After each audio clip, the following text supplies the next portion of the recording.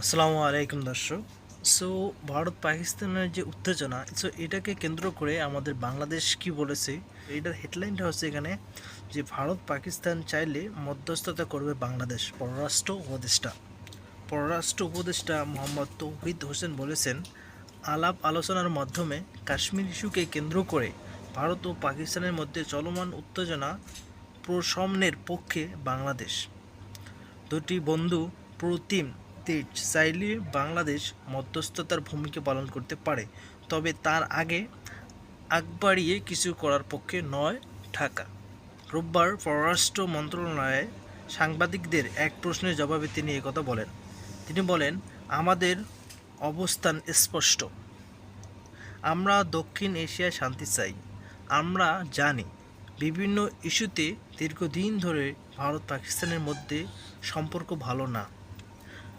তবে আমরা চাই না বড় কোনো সংঘাত সৃষ্টি হোক, যাতে এই অঞ্চলের মানুষের জন্য তা বিপদের কারণ হয়ে ওঠে। ভূমিকা রাখার বিষয়ে তৌহিদ হোসেন বলেন, আমি মনে করি না এই মুহূর্তে আমাদের মধ্যস্থতা করার মতো কোনো ভূমিকা নেওয়া উচিত। আমরা চাইব তারা নিজেরা সমস্যার সমাধান করুক।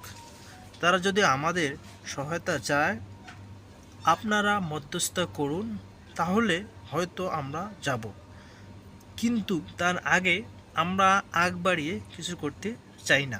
আলোচনার মাধ্যমে সমাধানের পথ খোঁজার আহ্বান জানিয়ে পররাষ্ট্র উপদেষ্টা বলেন, আমরা চাইব তারা আলাপ আলোচনার মাধ্যমে সমস্যার সমাধান করে ফেলুক।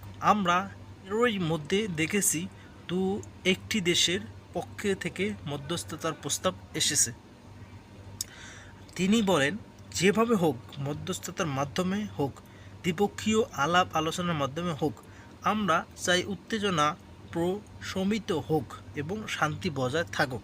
ভারত পাকিস্তানের চলমান উত্তেজনার কোনো প্রভাব বাংলাদেশে পড়বে কিনা জানতে চাইলে উপদেষ্টা বলেন, আধুনিক জামানায় সব কিছু সবাইকে কম বেশি প্রভাবিত করে, কাজেই কোনো কিছু আমাদের একটিও প্রভাবিত করবে না।